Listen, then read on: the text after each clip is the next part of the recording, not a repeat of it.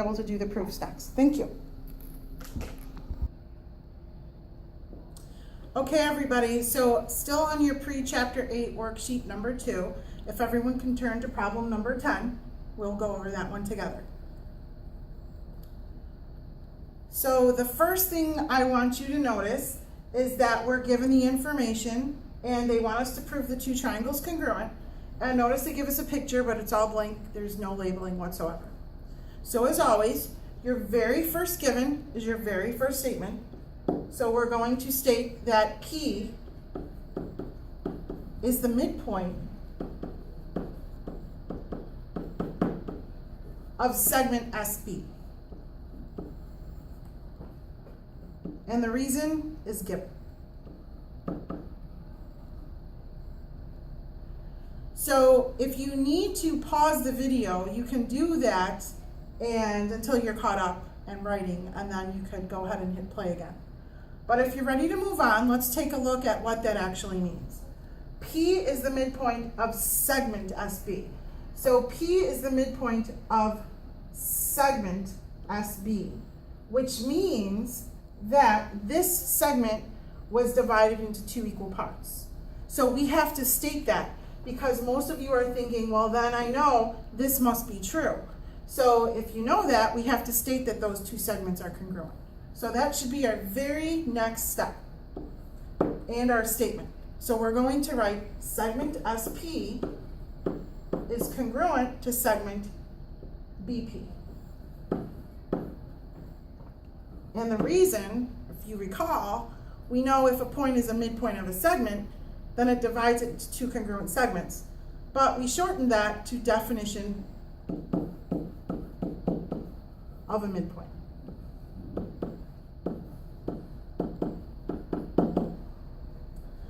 And please make sure you label your picture. And since that's really the only information we can go off of our first given, we're ready to move on to our next given, which is that P is the midpoint of segment RH.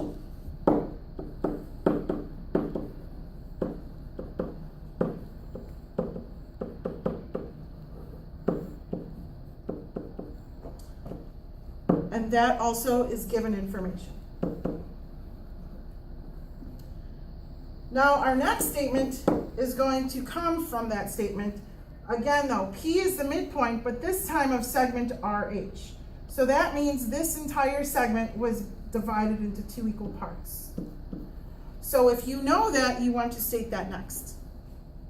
So our next statement would be that segment RP is congruent to segment HP. Now for a reason, it's going to be the same definition of midpoint, but I want you to remember that we stated that in reason 2 above that. So if you want, you could also write same as 2.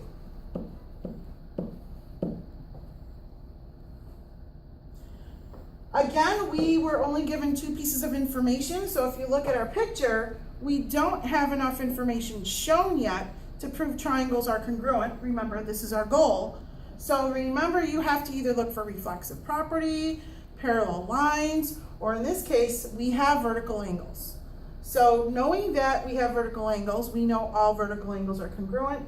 So that should be your very next statement then. And remember, we cannot call this angle P because more than one angle is shared with the vertex, so there's ambiguity. So you have to be specific with 3 letters, naming your vertex in the center. So it could be called angle RPS, and that would be congruent to angle HPB.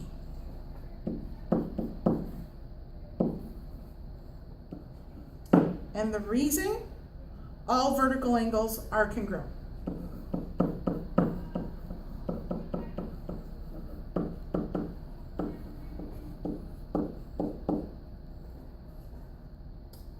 So if you look now at our triangles, we do have enough information to prove triangles congruent. So we could finally prove what they want us to prove, which is that triangle RPS is congruent to triangle HPB. And if you look closely, the tick marks tell you that we have side, angle, side. The angle is in between the two sides. So the angle is included within these two sides. Okay? So we're going to move on to question 11. So look at your paper. And for question 11, it's similar, but this time we're talking about a different type of problem. We are talking about a segment PQ bisecting angle SPT. So let's go ahead and write that as our first statement. And the reason is given. So if you think about this, this segment came along and bisected the angle. This angle SPT is right here.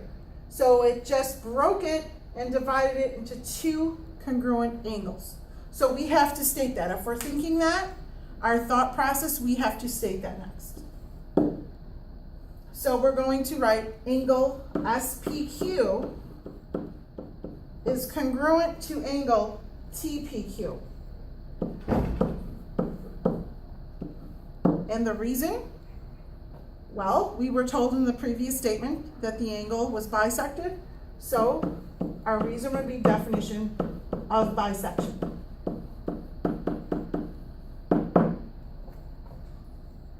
So we're done with our first given, and we're going to move on to our next given, which is segment SP is congruent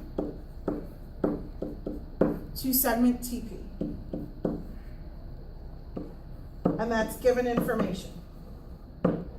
So make sure you tick mark your diagram. And finally, if you look at our tick marks, we don't have enough information shown, so you have to look for a reflexive property, which we actually do have.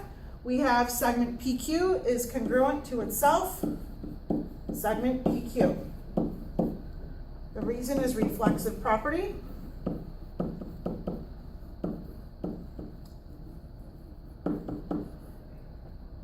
And don't forget to tick mark your diagram. Remember, in geometry, half the battle is labeling your picture. For those of you that are visual learners, it's hard to establish what your reasoning is until you have that standing out in the picture. So finally, if you look, we do have enough information to prove triangles congruent.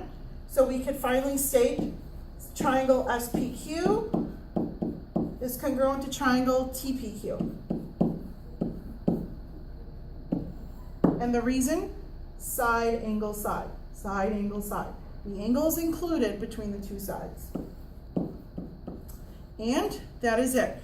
So what I want you to do for now is the remaining packet. Whatever problems I didn't cover, that's your homework, okay? And if you have any, if you need to, process this, play this video as many times as you need. Thank you.